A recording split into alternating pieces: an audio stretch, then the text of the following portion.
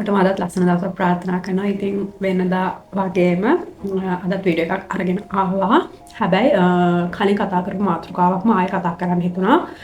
හේතුව ඔයාලා දන්නවා මම ආයෙත් මතක් කරන්නම් channel එකේ මම කතා කරන්නේ ගොඩාක් වෙලාවට අපේ එදිනදා ජීවිතේ, අපේ මානසික සෞඛ්‍ය, අපේ සතුට සැනසීම අපේ හිතේ තියාගෙන අපේ ගමන මේ කාර්යබහුල ජීවිතේ අපි ස්ට්‍රෙස් එකක් නැතුව දුකක් දැනුණත් හිතට ප්‍රශ්නයක් ආවත් හිතට තමන්ව සතුටින් තියාගෙන තමන්ගේ ඇතුළේ ආත්ම විශ්වාසය ගොඩනගාගෙන කොහොමද අපි අපේ ගමන ඉස්සරහට යන්නේ අපේ ජීවිතේ මොනවාද අපි පුංචි දේවල් වෙනස් කරගෙන අපේ සතුට රැක ගන්න අපි මොනවද කරන්න ඕන කියලා ඒ වගේ දේවල් තමයි මනෝවිද්‍යාත්මක පැත්තෙන් අත්දැකීම් පැත්තෙන් සහ මට හිතට එන හොඳ දේවල් හොඳ අත්දැකීම් ඔයාලගේ ජීවිතේට මම ඉගෙන ගත්ත දේවල් මේ හැමදේම ඔයාලත් එක්ක බෙදා ගන්න තමයි මේ channel එකෙන් වීඩියෝස් මම අරගෙන එන්නේ. ඉතින් එකපාරකුත් මම මේ ගැන කතා කරා මගේ channel එක බලපු කෙනෙක් නම් ඒ වීඩියෝස් දැකපු කෙනෙක් නම් මේ සියදිවි හානි කර ගැනීම ගැන. ජීවිතේ නැවත පාරක් කියන්නේ මම කතා කරන්න ගත්තොත් මේ මාතෘකාව ආය පාරක් කතා කරන්න හිතුනේ මේ මෑතකදී සිද්ධ වෙච්ච සිදුවීම් කීපයක් නිසා. ගෑනු ළමයි සියදිවි හානි කරගත්තා. මේ ළඟකදී මෑතකදීම වෙච්ච සිදුවීමක්. ඒතකොට අම්මා කෙනෙක් සියදිවි හානි කරගෙන තියෙනවා. ඒකත් මම දැක්කේ නිවුස් වලේ. මේ විදිහට සිදුවීම් කීපයක් නිසා ආය පාරක් හිතුණ කතා කරන්න. ඇයි මිනිස්සු තමන්ගේ ජීවිතේ මේ තමන්ට ලැබිලා තියෙන වටිනා කියන ජීවිතේ, මනුස්ස ජීවිතේ තේරුම් ගන්න නැතුව, ප්‍රශ්න කියන එක තේරුම් ගන්න නැතුව, අභියෝග කියන එක තේරුම් ගන්න නැතුව තමන්ගේ ජීවිතෙන් ඇයි උත්තර හොයන්න යන ජීවිතේ නැති කරගෙන තමන්ගේ ජීවිතේ විල්ලට තියලා තමන්ගේ ජීවිතේ නැති කර ගැනීම තමයි තමන්ගේ ප්‍රශ්නට උත්තරේ කියලා හිතන්න තරම් මේ මිනිස්සු ඇයි මේ තරම් මෝඩ වෙලා තියෙන්නේ කියලා කතා කරන්න හිතුණා. අපිට පිටින් බලලා කෙනෙක්ට කියන්න බෑ අනිත් කෙනාගේ ප්‍රශ්නේ, අනිත් කෙනාගේ ගැටලුවේ තියෙන බරපතලකම කොහොමද, එයා හිතන විදිහේ බරපතලකම කොහොමද, එයාට දැනෙන හැඟීම් ගැන කොහොමද කියන්න අපිට කියන්න බෑ. හැබැයි තමන්ගේ ජීවිතේට ගැටලුවක් ආවම මම පොළපුණා මගේ වීඩියෝස් වලත් කියනවා මම අනන්තවත් දැකලා තියෙනවා අපි මොටිවේෂනල් වීඩියෝස් වල, එතකොට ගොඩක් උපදේශනය සම්බන්ධ මනෝවිද්‍යාත්මක සම්බන්ධ කතා කරන වීඩියෝස් වල හැම වෙලේම කියනවා කොහොමද තමන්ගේ ජීවිතේ උද්‍යෝගයෙන් තියාගන්නේ, හොඳ මොටිවේෂන් එකකින් තියාගන්නේ, කොහොමද ප්‍රශ්න වලට උත්තර හොයන්නේ, එතකොට කොහොමද ඔයාගේ සතුට රැක ගන්න, ඔයාගේ ආත්ම විශ්වාසය රැක ගන්න, ඔයා ඉස්සරහට යන්නේ, මේ වගේ දේවල් කතා කරන වීඩියෝස් ඕනි තරම් තමන්ගේ ෆෝන් එකෙන් තමන්ගේ අතේ දුරින් තියෙනවා, තමන්ට බලා ගැනීමේ හැකියාවක් තියෙනවා. ඉතින් එහෙම තියාගෙනත් මේ දරුවෝ තරුණ පරපුර මම දන්නේ නැහැ හේතුව ඇයි තමන්ගේ ජීවිතේ නැති කරගෙන තමන්ගේ ප්‍රශ්නටකම පිළිසරණ එකම උත්තරය තමන්ගේ ජීවිතය හැම කර ගැනීම, තමන්ගේ ජීවිතේ නැති කර ගැනීම කියලා හිතන්නේ ඇයි කියන එක තාමත් තේරෙන්නේ නැහැ. ගොඩක් වෙලාවට මිනිසුන්ට ප්‍රශ්න ආපුවාම ඒ ප්‍රශ්න වලින් අපි හිතන්නේ නැතුණාට තමන්ට දැනෙන විදිහට, කියන්නේ ඔයාට ඔයාගේ ප්‍රශ්නේ බරපතල වෙන්න පුළුවන් තව කෙනෙක්ට පේනවට වඩා. තව කෙනෙක්ගේ ප්‍රශ්නේ සමහරට ඔයාට වඩා බරපතල ප්‍රශ්නයක් වෙන්න පුළුවන්. අපි ඒ ප්‍රශ්නයට අපි දාගත්ත හෝ අපිට ආව ප්‍රශ්නයට අපි මූණ දෙන ආකාරය අනුව තමයි ඒ ප්‍රශ්නේ අපි බරපතල කරගන්නවද, එහෙම නැත්නම් ඒ ප්‍රශ්නේ අපි විසඳ ගන්න පුළුවන් පාරවල් අපි හොයාගන්නවද කියන එක අපි තීරණය කරන්නේ. ගොඩාක් වෙලාවට අපි හිතන්න ඕනේ අපිට ජීවිතේ වෙන්න පුළුවන් ධර්ම ප්‍රශ්න මොනවාද? ජීවිතේ අපිට වෙන්න පුළුවන් ගෑනු ළමයික පැත්තෙන් ගත්තොත් තමන්ගේ ජීවිතේ විනාශ වුණා කියන්න පුළුවන්. තමන් එක්කෝ දැන් මේ සෝෂල් මීඩියා එක වීඩියෝ ක්ලිප්ස් එළියට යනවා කියලා කියන්න පුළුවන්, වීඩියෝ එකක් ලීක් වුණා කියලා කියනවා අපි. ওই වගේ ප්‍රශ්නත් වෙන්න පුළුවන් ගෑනු ළමයික පැත්තෙන්. පිරි ළමයික පැත්තනොත් එහෙමයි. හැබැයි ඒකද තමන්ගේ ජීවිතේට වෙන්න පුළුවන් නරකම සිදුවීම. එහෙම දේවල් වෙච්ච මිනිස්සු තමන්ගේ ජීවිතේ කකුල් දෙකෙන් හිටගෙන දෙපැයෙන් හිටගෙන මේ ප්‍රශ්නෙට ෆේස් කරන්නේ නැද්ද? තමන්ගේ අතින් වැරදි වෙන්න පුළුවන්. මේ ලෝකේ අපි හැමෝම මනුස්සයෝ. ජීවිතේ අපි මිනිස්සු විදිහට අපිට ප්‍රශ්න එනවා, අභියෝග එනවා, අපිට වරදිනවා, අපි වැරදි කරනවා. ඒක තමයි මනුස්ස ස්වභාවය. අවශ්‍ය වෙන්නේ අපිට වැරදුණු තැන කොතනද? අපි වරද්ද ගත්තේ කොතනද? අපිට වැරදුනේ කොහොමද කියන එක අවබෝධ කරගෙන එතනින් එළියට එන්න අපිට මොනවද කරන්න පුළුවන් දේවල් කියලා හොයන එක විතරයි. ඒ එළියට එන්න අපි කරන්න ඕනි දේවල් හොයන අතරේ ඒකට උත්තරේ මගේ ජීවිතේ මම නැති කරගන්නවා කියලා එක හිතන තරම්ම තැනට ආවා කියන්නේ ඔයා ඇත්තටම පරාද වෙච්ච පුද්ගලයෙක්. මෝඩ මිනිස්සෙක්. අවුරුදු ගාණක් ඉස්කෝලේ ගිහිලා ලැබපු අධ්‍යාපනය, දෙමව්පියන්ගෙන් ආපු ඒ ගුරුවරුන්ගෙන් ආපු ඒ ගුරුහුරුකම් උපදේශනයන් තේරුමක් නැති වෙන ඔයා ඒ හිතන තප්පරය පාසා ඒ මොහොත ඔයා හිතවනම් මම මගේ ජීවිතය අයින් කරගන්නවා කියලා ඒ මොහොතේ ඉඳන් ඔයා මෝඩ මිනිස්සෙක් විදිහට කිසිම දෙයක් ඔයාගේ ඔළුවේ නැති මිනිස්සෙක් විදිහට තමයි ඔයාගේ ජීවිතය ඔයා ඒ වගේ තීරණයකට එන්නේ. ප්‍රශ්නේ කොච්චර ගැටලුව කොච්චර බරපතල දෙයක් වුණත් ඔයාට කොච්චර ජීවිතේ ඔයා පල්ලෙහාට වැටලා හිටියත් ඔයා වෙනුවෙන් ඔයාගේ ගැටලුව අහන්න කවුරුම හරි කෙනෙක් ඇති ඔයාගේ ළඟ. ඔයාගේ පවුලේ කෙනෙක් වෙන්න පුළුවන්, ඔයාගේ යාළුවෙක් වෙන්න පුළුවන්, කවුරු හරි කෙනෙක්. කවුරු හරි කෙනෙක් ඔයාගේ ජීවිතේ ඇති ඔයාගේ ප්‍රශ්නේ මොකද්ද කියලා ආදරෙන් අහන් ඉන්න පුළුවන් මිනිස්සෙක්. ඉතින් ඒ වගේ කෙනෙක්ට විශ්වාසයෙන් ඔයාට ඔයාගේ ගැටලුව කියලා ඒකට උත්තරයක් හොයන්න පුළුවන් තරමට ඔයා ඔයාගේ මොලේ පාවිච්චි කරන්න ඒක හරි විදිහට යොදා ගන්න ඔයාලට හැකියාවක් තියෙනවා. ඔයාගේ බුද්ධිය පාවිච්චි කරන්න ඕනේ. ඔයාගේ දැනුම ඔයා ඒ වෙලාවට පාවිච්චි කරන්න ඕනේ. එහෙම නැතුව අවුරුදු ගාණක් ඔයාව දුක් විඳලා හදපු ඒ දෙමව්පියන්ට අපහසුතාවයට පත් කළා, ඒ මිනිස්සුන්ව ලැජ්ජාවට පත් කළා, ඒ මිනිස්සුන් අසරණ කළා, ඒ මිනිස්සුන්ගේ ආදරය, ඒ මිනිස්සු ඒ කැප කරපු කැපකිරීම ඒ හැම දෙයකටම පයින් ගහලා ඔයාගේ ජීවිතේ විනාශ කරගන්නවා. ජීවිතේ ඔයා නැති කරගන්න යනවා නම් ඒක ඇත්තටම තමන්ට විතරක් නෙමෙයි තමන්ගේ අම්මා තාත්තට, තමන්ගේ සහෝදරයන්ට තමන් කරන ලොකු අපරාධයක්. තමන්ගේ ජීවිතේ නැති කරගන්න එක වගේම තමන්ගේ පවුලට කරන අපරාධයක් විදිහට තමයි ඒක දකින්නේ. ඉතින් ඒකින්ද අනිවාර්යයෙන්ම මොහොතක් හිතන්න ඔයා කොච්චර ඔයාගේ ජීවිතේට වටින කෙනෙක්ද. තව කෙනෙක්ට ඔයාව වටින්නේ නැති වෙන්න පුළුවන්. තව කෙනෙක්ට ඔයාගේ ජීවිතය ගැන ආදරයක් ඇක්කමක් නැති වෙන්න පුළුවන්. ඔයා අබුරුවට ආදරෙන් නිසා රැවටිලා ඉන්නවා වෙන්න පුළුවන්. ඒ කිසිම දෙයකින් වැඩක් වෙන්නේ නැහැ ඔයා ඔයාට ආදරය කරන්නේ නැත්නම්. අපේ ජීවිතේට අපිට කවුරු ආදරය කරත්, කවුරු අපිට ගරු කරත් නොකරත්, අපේ ජීවිතේට කවුරු වටිනාකම් දුන්නත් නැතත් අපිට පුළුවන් වෙන්න ඕනේ තමන්ගේ ජීවිතේට වටිනාකමක් එකතු කරන්න. තමන්ගේ ජීවිතේට ආදරය කරන්න, තමන්ව රැකගන්න තමන්ට පුළුවන්කමක් තියෙන්න ඕනේ.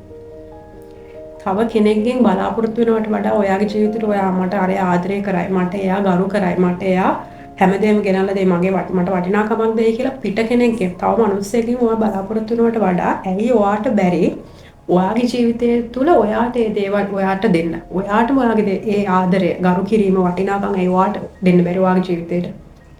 ඔයාට ඉගෙනීම පැත්තෙන් ඔයාට වටිනාකම් එකතු කරගන්න පුළුවන්. රැකියාවක් කරන ඒ පැත්තේ ඔයාගේ ජීවිතේට වටිනාකම් එකතු කරගන්න පුළුවන්. ඔයාව ලස්සනට තියාගන්න, ඔයාට ආදරය කරන්න, ඔයාට ඒ දේවල් ඔයාගේ ජීවිතේ වෙනුවෙන් කරන්න පුළුවන්. ඉතින් ඉබේම එතකොට ඔයාට ආදරය කරනවා කියලා කියන්නේ ඔයාගේ ජීවිතේ වටිනාකම් එකතු කරගන්න. ඔයාව ලස්සන කරගන්න තමයි ඔයා මහන්සි වෙන්නේ.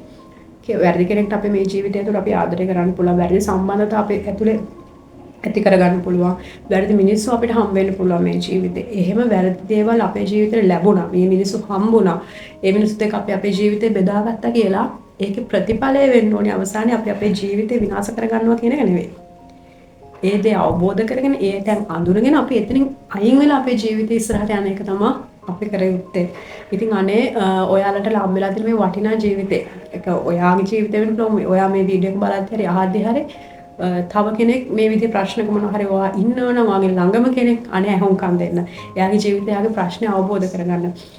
මනුස්සයෙක්ට ප්‍රශ්නයක් තමන්ගේ පවුල ඇතුලේ වෙන්න පුළුවන්, සහෝදරයා වෙන්න පුළුවන්, යාළුවෝ වෙන්න පුළුවන් කෙනෙක් ප්‍රශ්නක ඉන්නවනම් ඒ කෙනාගේ ප්‍රශ්නය ඔයා එක්ක බෙදාගත්තට ඒ මනුස්සයා සමච්චලයට ලක් කරන්න, ඒ මනුස්සයා අපහසුතාවයට පත් කරන්න, ඒ මනුස්සයාගේ ජීවිතේ තවත් විනාශ කළා දාන්න, අපි කියන්නේ හින්ට් ගහනවා, නෝන්ඩි කරනවා, ඒ වගේ දේවල් කරන්නේ නැතුව වචනකින් හරි ඒ මනුස්සයාට හයියක් වෙන්න පුළුවන් තත්ත්වයක් ගොඩනගා ගන්න ඕනේ පුද්ගලික විදිහට අපි හැමෝම.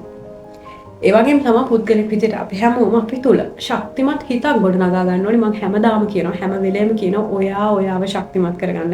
ඒ ශක්තිමත් හිත ගොඩනගා ගන්න කරන ගොඩාක් දේවල් අපි ළඟ තියෙනවා. අපේ අතේ දුරෙන් මේ තියෙන ෆෝන් එකෙන් අපිට අපේ ගොඩාක් දේවල් ඉගෙන ගන්න පුළුවන්. හොඳ දේවල් ඉගෙන ගන්න පුළුවන්. ඒ දේවල් තමන්ගේ ජීවිතේට අරගෙන තමන්ව ශක්තිමත් කරගන්න.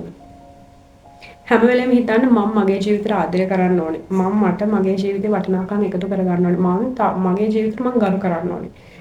මට ආදරය කරන තාක්කල් මම මගේ ජීවිතේට වටිනාකම් දෙන තාක්කල් මගේ ජීවිතේ මම තව කෙනෙක්ට පාවිච්චි කරන්න දෙන්නේ නැහැ. තව කෙනෙක්ට අවශ්‍ය විදිහට මම නවන්න දෙන්නේ නැහැ.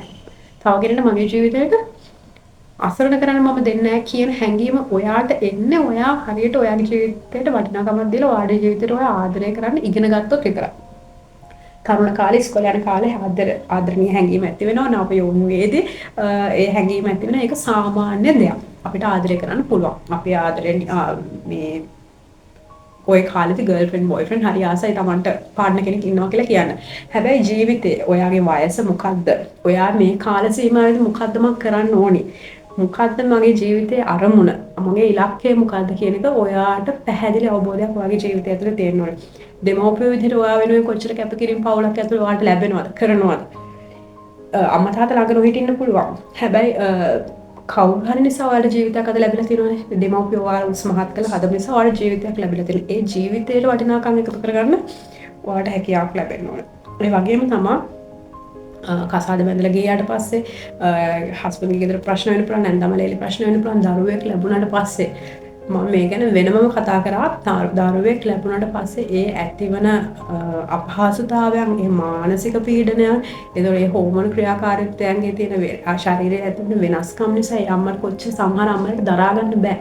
පෝස්ට්මෝර්ටම් ડિප්‍රෙෂන් වලට එනවා. එතකොට ඒ මිනිස්සුන්ට ඒ වෙද්දි පවුලක් විතර කොහොමද සලකන්න ඕනේ, කොහොමද එකමුතු වෙන්න ඕනේ, කොහොමද ආදරේ බෙදා ගන්න ඕනේ, කොහොමද අනෙක් කෙනාව තමන්ගේ පවුල ඇතුලේ ආරක්ෂා කර ගන්න ඕනේ, ආදරේ රැක ගන්න ඕනේ කොහොමද කියන එක අපිට ඉගෙන ගන්න වෙලා තියෙනවා. ඒක ආදරේ දෙන්න ඉගෙන ගන්න වෙලා තියෙනවා. එහෙම නැතුව අනේ මිනිස්සුන්ව පාච්චල් කරන්න, මිනිස්සුන්ව අපහසුතාවයට පත් කරන්න, hina වෙන්න, අපහසුතාවයක් ඇති වෙන විදිහට තව කෙනෙකුගේ ජීවිතේ ඒ දේවල් කරන්න යන්න එපා.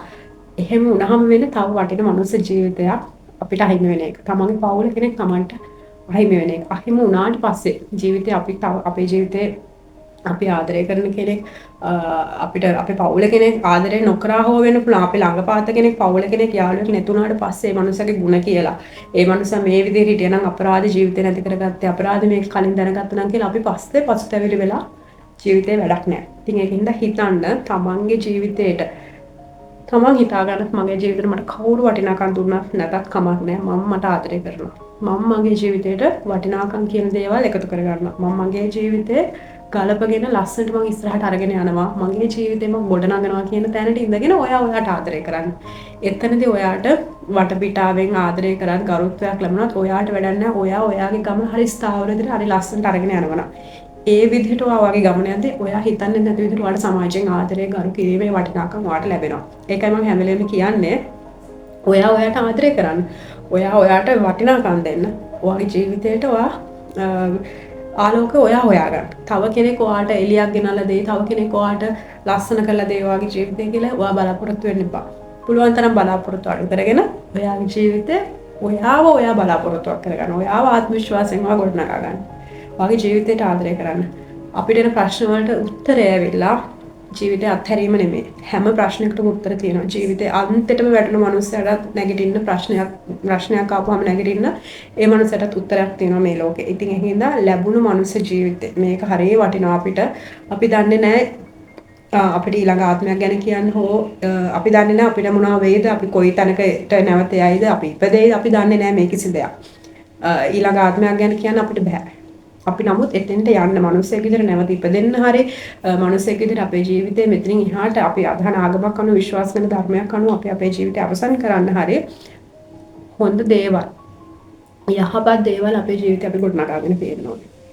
නරක හිතන නරක වැඩ කරනවට වඩා අපේ හිත හොඳ දෙයට යොමු කරන්න අපි කොහොමද මේක ලස්සනට කරන්නේ, අපි කොහොමද මේක හරි විදිහට කරන්නේ, කොහොමද මම මගේ ජීවිතේ හරි පාරේ අරගෙන යන්නේ කියලා ඔයා හරි දේ හිතන්න ඔයා විශ්වාස කරන ආගමක පිහිට ඔයාගේ ජීවිතේ ලබා ගන්න ඒ විශ්වාසය අදහන්න මේ දේවල් ඔයා පටන් ගන්න දවසේ නම් ඔයාට හරි පාරවල් ඔයාගේ ජීවිතේට විවෘත වෙයි. හරි දේවල් හරි මිනිස්සු ඔයාගේ ජීවිතේට මුණ ගැහෙයි.